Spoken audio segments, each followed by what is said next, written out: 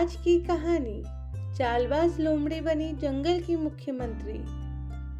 एक बार की बात है, एक बहुत घना जंगल था। उस जंगल में एक शेर रहता था। उसका नाम शेर सिंह था। शेर सिंह बहुत ही खूंखार और ताकतवर था। जंगल के सभी जानवर उसकी आवाज से थर थर कांपते थे। उसी जंगल में मैंडी नाम की एक चालबाज लोमड़ी भी रहती थी। एक बार मैंडी जंगल में अपना शिकार तलाश रही थी। तभी अचानक शेर सिंह उसके सामने आ गया और उसने लोमड़ी पर हमला कर उसको दबोच लिया।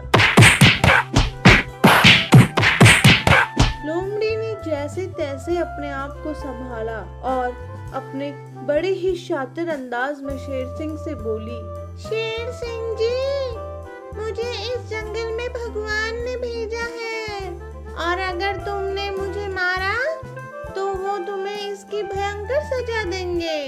लोमड़ी की बात सुनकर शेर भयंकर असमंजस में पड़ गया और लोमड़ी से बोला, मैं तुम्हारी बातों पर कैसे विश्वास कर लूं और भला तुम्हें भगवान ने क्यों भेजा है?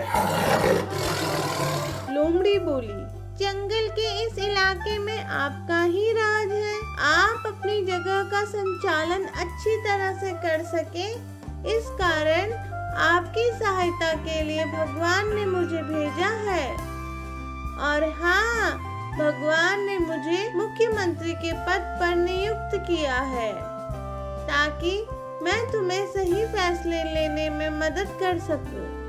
और हाँ, अगर आपको भगवान का ये फैसला मंजूर नहीं है तो मुझे साफ साफ अभी बता दो। मैं इस जंगल के दूसरे इलाके में चली जाऊंगी जहाँ किसी और शेर का साम्राज्य हो। शेर बोला, हो सकता है तुम अपनी जान बचाने के लिए मुझसे झूठ बोल रही हो। इस बात का क्या प्रमाण है कि तुम्हें भगवान ने ही भेजा है? लोमड़ी बोली, मैं एक लोमड़ी हूँ और जंगल में अधिकांश जानवर लोमड़ी से नहीं डरते, किंतु मुझे देखकर जंगल का बड़े से बड़ा जानवर भी भाग जाता है। अगर आपको यकीन न हो तो आप मेरे पीछे पीछे आइए और खुद ही देख लीजिए। शेर लोमड़ी की बातों पर यकीन कर उसके पीछे पीछे चलने लगा और जैसे ही कोई जानवर मिलता वो लोमड़ी को देखकर भाग जाता। अब शेर को यकीन हो गया कि इस लोमड़ी को भगवान ने ही भेजा है। असल में हुआ यह कि लोमड़ी के पीछे शेर था। जंगल के जानवर शेर को देखकर भाग रहे थे, जबकि शेर समझ रहा था कि जानवर लोमड़ी को देखकर भाग रहे हैं। अब शेर भी लोमड़ी को सम्मान देने लगा और उसे मुख्यमंत्री भी बना दिया।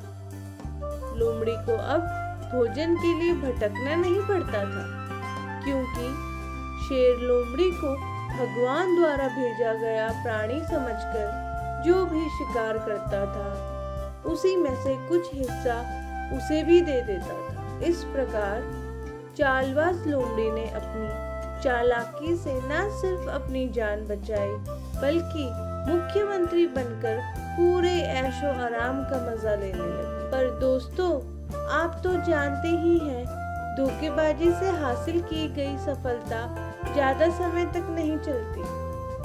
आप देखना आगे आने वाली कहानी में कैसे इस चालबाज लोमड़ी का बुरा समय शुरू होता है। दोस्तों, अगर आपको हमारी कहानियाँ पसंद आ रही हैं तो जल्दी से चैनल को सब्सक्राइब कर दो और हाँ, वीडियो को लाइक करना मत भूलना।